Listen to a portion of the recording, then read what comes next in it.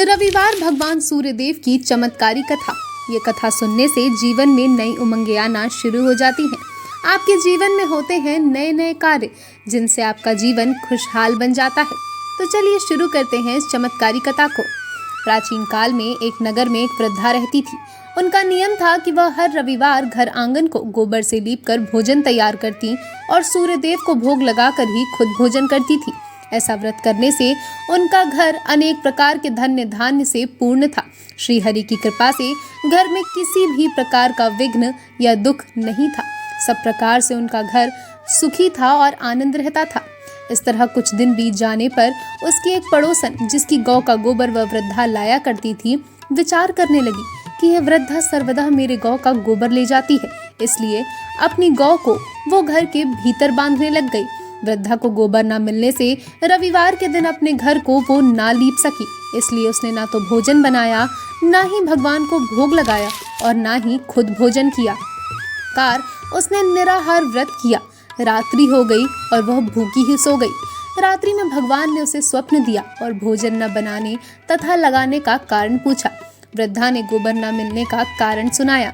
तब भगवान ने कहा कि माता, हम तुमको ऐसी गौ देते हैं जिससे सभी इच्छाएं पूर्ण होती है, क्योंकि तुम हमेशा रविवार को गौ के गोबर से लीपकर भोजन बनाकर मेरा भोग लगाती हो और तब ही खुद भोजन करती हो।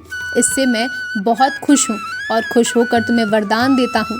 निर्धन को धन और बांझ स्त्रियों को पुत्र देकर दुखों को दूर करता हूँ तथा अंत समय में मोक्ष देता हूँ।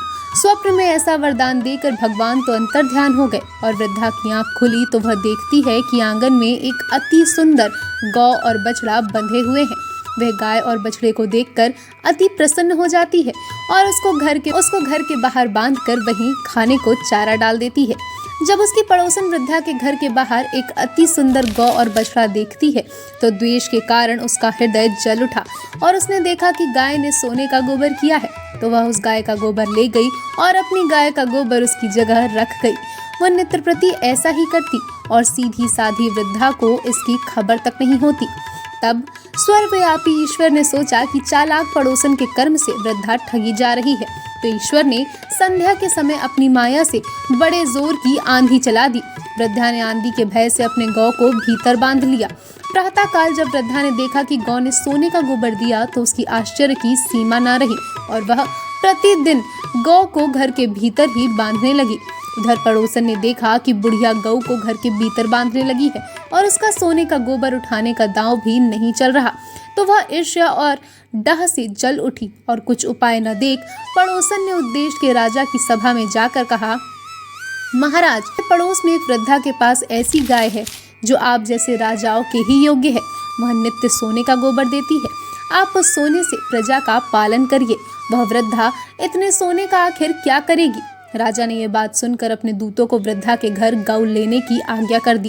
वृद्धा प्रातः ईश्वर का भोग लगा भोजन ग्रहण करने जा रही थी कि तभी राजा के कर्मचारी गौ खोल कर ले गए। वृद्धा काफी रोई चिल्लाई, किंतु कर्मचारियों के समक्ष कोई क्या कहता। उस दिन वृद्धा गौ के वियोग में भोजन न खा सकी और रात भर रो रो कर ईश्वर से गौ को पुनः पाने के लिए प्रार्थना करती रही। उधर राजा गौ को देखकर बहुत प्रसन्न हुआ, लेकिन सुबह जैसे ही वह उठा सारा महल गोबर से भरा दिखाई देने लगा। राजा यह देखकर घबरा गया। भगवान ने रात्रि में राजा को स्वप्न में कहा था कि हे राजा, गाय वृद्धा को लौटाने में ही तेरी भलाई है। उसके रविवार के व्रत से प्रसन्न होकर मैंने उसे ये गाय दी थी। इसलिए राजा ने वृद्धा को बुलाकर बहुत से धन के साथ सम्मान सहित उसकी गौ और बछड़ा लौटा दिया। उसकी पड़ोसन को बुलाकर उचित दंड भी दिया। इतना करने के बाद राजा के महल से गंदगी दूर हुई। उस दिन से राजा ने नगरवासियों को आदेश दिया कि राज्य की तथा अपनी समस्त मनोकामनाओं की पूर्ति के लिए रविवार का व्रत रखा करो। व्रत करने से नगर के लोग सुखी जीवन व्यतीत करने लगे। कोई भी बीमारी तथा प्राकृतिक का प्रकोप उस नगर पर नहीं होता था। सारी प्रजा सुख से रहने लगी।